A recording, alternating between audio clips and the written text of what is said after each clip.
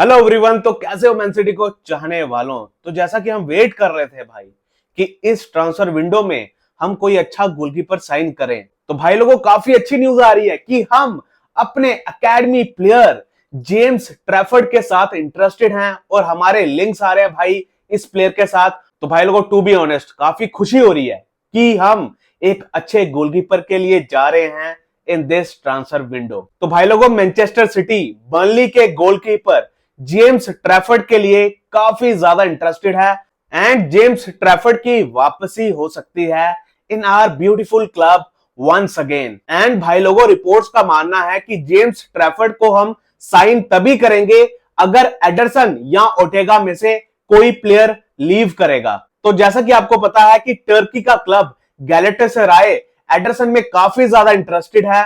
Anderson को छोड़ के टर्किश क्लब गैलेटासराय अकांजी और गुंडो में भी इंटरेस्टेड है एंड रिपोर्ट्स का मानना है कि गैलेटासराय ने 3 मिलियन यूरोस का ऑफर भी दिया है फॉर एडरसन। एंड भाई लोगों मेरे हिसाब से 3 मिलियन यूरोस की बिड एडरसन के लिए काफी कम है।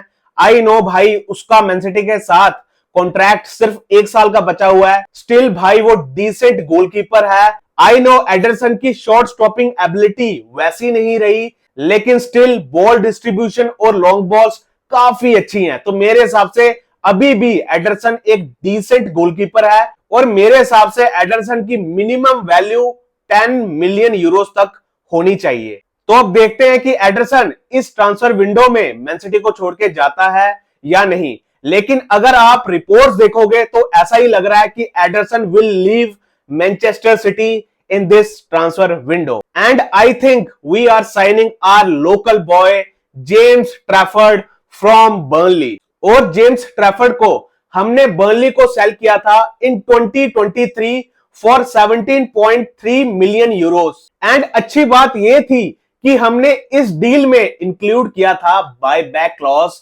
ऑफ 40 मिलियन पाउंड्स और इसी बायबैक क्लॉज की वजह से हम दोबारा ला सकते हैं अपने एकेडमी प्लेयर जेम्स ट्रैफर्ड को to our favourite club Manchester City. इसीलिए मैं बोलता हूं भाई कि जिस प्लेयर में पोटेंशियल होता है उन प्लेयर्स को अगर हम सेल करते हैं तो सेल ऑन क्लॉज लगाना काफी ज्यादा जरूरी है। जब कोल पाल्मर को बेचा था तब भी मैं ये चीज बोलता था कि प्लीज सेल ऑन क्लॉज लगा लो, लेकिन भाई नहीं लगाया। और मैं होप करूंगा कि अब हम मैकेटी को बेच रहे हैं जिसमें काफी ज्यादा पोटेंशियल है और फ्यूचर में वो मैनसिटी लेवल का प्लेयर बन सकता है। तो मेरे हिसाब से मैकेटी की डील में भी हमें सेल ऑन क्लॉज लगाना चाहिए। जैसा रिसेंटली हमने मैक्सिमो पिरोरे को बेचा है भाई कोमो को फॉर 15 मिलियन यूरोस। तो भाई लोगों काफी अच्छी न्यूज है कि उसमें हमने इंक्लूड किया है 30% sell on clause and buyback clause भी इंक्लूड किया है, जो काफी अच्छी चीज है भाई।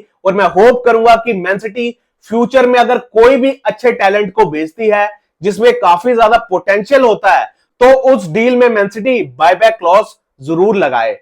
एंड भाई लोगों जेम्स ट्रैफर्ड में न्यूकासल यूनाइटेड भी काफी टाइम से इंटरेस्टेड है। आई थिंक न्यूकासल यूनाइटेड पिछले 1 साल से जेम्स ट्रैफर्ड में इंटरेस्टेड है और इस ट्रांसफर विंडो में भी काफी ज्यादा इंटरेस्टेड थे, लेकिन डील सील नहीं हुई बिकॉज मैनचेस्टर सिटी का इंटरेस्ट है in James Trafford.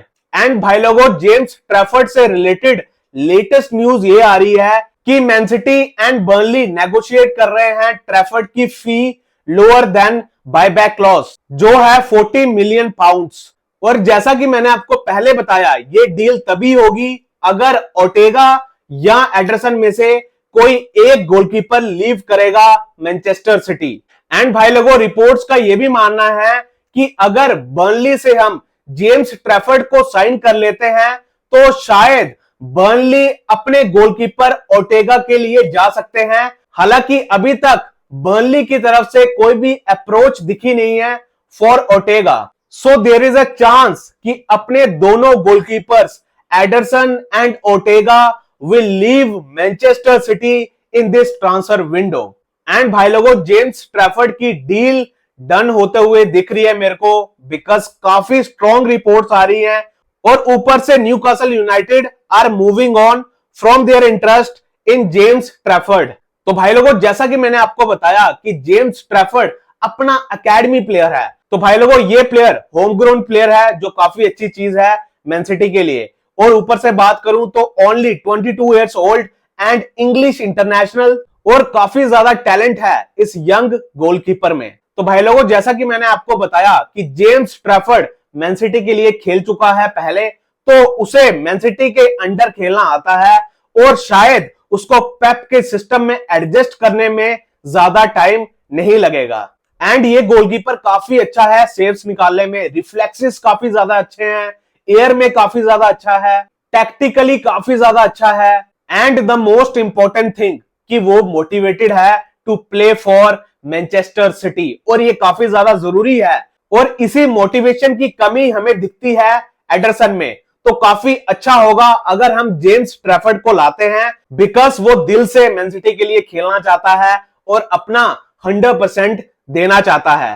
And James Trafford का last season with Burnley in Championship काफी अच्छा गया था भाई। आई नो उसकी अच्छी परफॉर्मेंसेस चैंपियनशिप में आई, लेकिन भाई चैंपियनशिप में भी काफी ज्यादा कंपटीशन होता है एज यू ऑल नो।